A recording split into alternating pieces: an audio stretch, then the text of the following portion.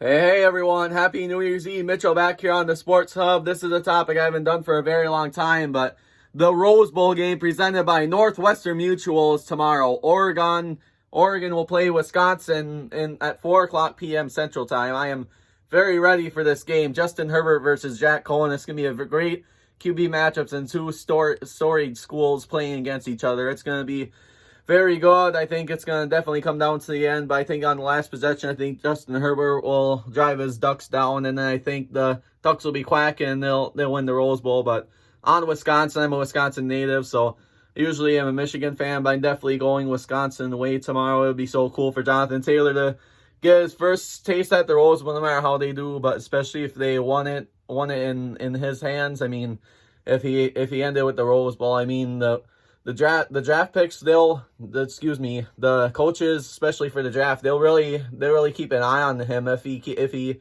does win big games like this, especially when Cincinnati, Cleveland, all these top 10 teams that just didn't do very well, they're looking to have a big draft pick. Never mind, not Cleveland, but Cleveland's still top 15 just because were disappointing this year for the NFL, but I think this game really matters on where Jonathan Taylor will be projected for the draft as well, because it is big. It's the Rose Bowl. It's a New Year's Six environment, and the Badgers did really make it far this year, even though they didn't make the playoff. They really gave it all they got in the Big Ten championship against the Ohio State Buckeyes. As for Oregon, they were very impressive too. They had 3 losses, and they lost a really close one to Auburn Labor Day weekend. I've referred to that game many times in my previous videos, but that's one of their bigger losses, one of their better losses, because their strength of schedule is just good where they can still make the Rose Bowl. And then especially, how about them pulling out the upset in the Big Ten championship? They knocked off the Utes of Utah out of the playoffs, and